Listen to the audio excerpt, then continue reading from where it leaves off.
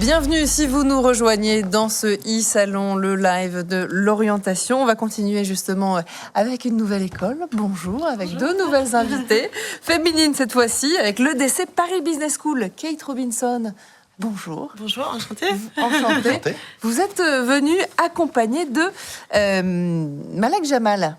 Bonjour Malak, vous êtes étudiante du programme Grande École en 2e année, c'est bien ça? En English Track, oui. English Track. Vous allez nous raconter tout ça dans un instant. En anglais? Oui.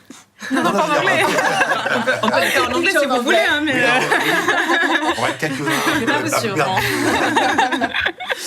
Bon, vous connaissez le principe, vous avez 2 minutes pour nous pitcher justement votre école et puis ensuite on passe aux questions-réponses. C'est parti, vous avez le petit timer qui s'affiche face à vous. Très bien. Bonjour à tout le monde, je suis Kate Robinson, donc je suis directrice du programme Grande École, mais je vais vous parler aussi des autres programmes EDC. Ce qui nous distingue spécifiquement des autres écoles de commerce, ça va être notre ADN, donc qui est autour de l'entrepreneuriat, l'innovation et le leadership responsable. L'objectif, c'est que on vous forme à utiliser toutes ces choses-là dans votre vie de tous les jours dans l'entreprise. On a une spécialité par rapport au type de pédagogie. Donc, on essaie de faire le learning by doing. Donc, il y a beaucoup d'apprentissage qui est autour des projets, autour des business models, autour des différentes interactions avec les entreprises. On a 3 types de programmes différents. Donc, le programme Grande École, bien évidemment, que tout le monde connaît. On a aussi un bachelor avec des spécialisations différentes. Donc, un tronc commun sur les 2 premières années et un 3e année spécialisé. Et on a aussi des MSI, donc, qui sont pour les personnes qui veulent se spécialiser en bac plus 4 et 5 pour des choses un peu plus orientées professionnelles. Pour le PGE, nous sommes gradés par le ministre. On a l'accréditation EFMD également, qui nous permet d'avoir une certaine reconnaissance partout dans le monde et donc d'engager des partenariats hyper intéressants avec des écoles à l'international, que ce soit pour envoyer nos étudiants en échange, pour recevoir des étudiants en incoming, pour agrémenter les différents cours, pour avoir une expérience vraiment très internationale au sein de l'école, et aussi pour le recrutement, donc qui viennent directement étudier en France. C'est une partie de notre ADN dont on est assez fiers, cette ouverture à l'international. Également un cours professoral qui consiste à beaucoup de nationalités et origines différentes. On a un lien plutôt fort avec le monde de l'entreprise. On a beaucoup de spécialisations, donc des 4e et 5e années, qui sont en alternance. Bravo. Voilà. Et ben ça c'est fait. 2 minutes de plus. Le plus dur est passé. Le plus dur est passé. On va passer aux questions-réponses. Malak, est-ce que vous voulez bien vous présenter, expliquer aussi peut-être à nos téléspectateurs pourquoi vous avez fait ce choix de cette école et pourquoi justement vous appelez ça English Track? Oui. Allez, racontez-nous. Ok, donc moi c'est Jamal Malak, je suis en 2e année en English Track, du coup en programme Grande École. J'ai choisi le lycée Paris Business School déjà parce qu'elle est centrée sur l'entrepreneuriat. Et je sais que c'est ce que j'ai toujours voulu faire. J'ai une grand-mère entrepreneuse, donc pour moi, c'était... C'était votre modèle. C'est ça, exactement. Ouais. Donc voilà, et l'English Track parce que je trouve que... Déjà, j'ai eu un baccalauréat français international, donc un BFI. Et pour moi, c'était juste évident que je devais continuer en anglais, parce que c'était mieux, j'ai déjà fait tous mes cours en terminale en anglais, donc autant continuer en anglais. Le campus, comment ça se passe ? C'est un très beau campus. Il a 5 ans, le campus, donc il est tout neuf, donc qui est localisé plutôt à la Défense. Voilà, juste à côté de l'esplanade de la Défense, donc quelques minutes de marche. C'est très très joli, c'est aéré, c'est très lumineux, des salles qui sont bien équipées, etc. Avec au cœur du quartier des affaires de Paris, donc oui, avec des partenariats aussi. Tout à fait, avec les entreprises, exactement. Panélie, on a une question dans le chat. Emma qui vous demande comment vous accompagnez les étudiants dans leur souhait de devenir entrepreneur. Alors, nous avons un incubateur qui s'appelle EDC Cube.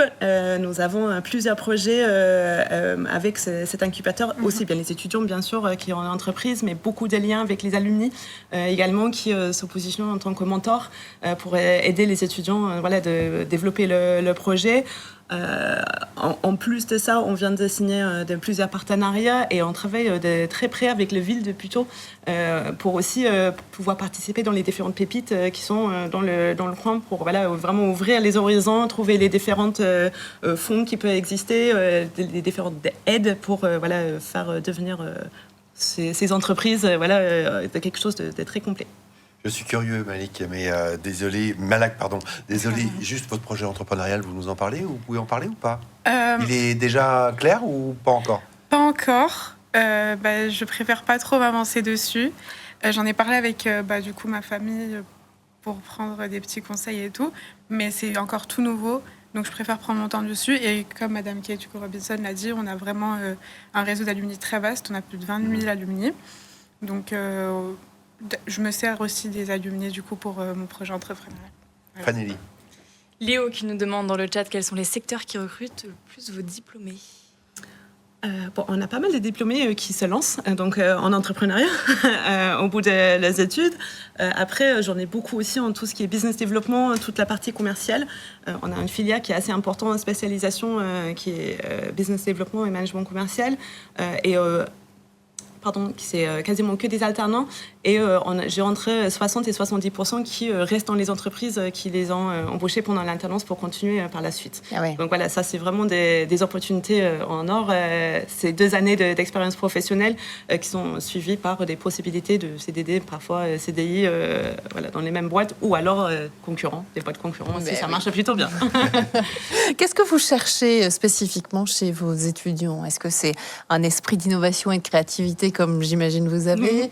Est-ce que c'est cette langue anglaise notamment et le fait d'être bilingue ou en tout cas très à l'aise? Je dirais la passion.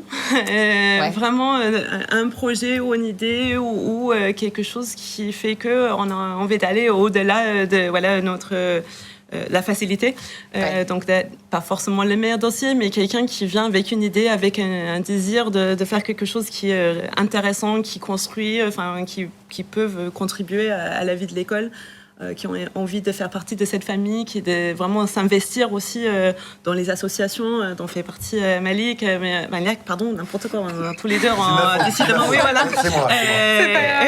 Et vraiment avoir cette notion d'appartenance à l'école. Et donc l'anglais c'est important, mais pas tant que ça. Finalement, on a aussi des French Track sur les 2 premières années sans souci.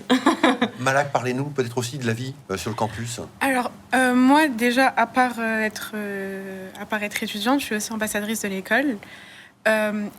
Du coup, je fais partie d'une association qui s'appelle Réalité, qui est une association humanitaire. Donc, on va vraiment s'investir. Là, bientôt, on a un petit projet pour décembre, pour Noël, pour les enfants démunis. Et on a vraiment un réseau d'associations très très vaste. On a plusieurs associations, un peu comme toutes les écoles de commerce, mais on pousse nos étudiants à créer leurs propres associations, du coup, dans l'esprit entrepreneurial. Et voilà. Très bien. Bravo, ça donne envie.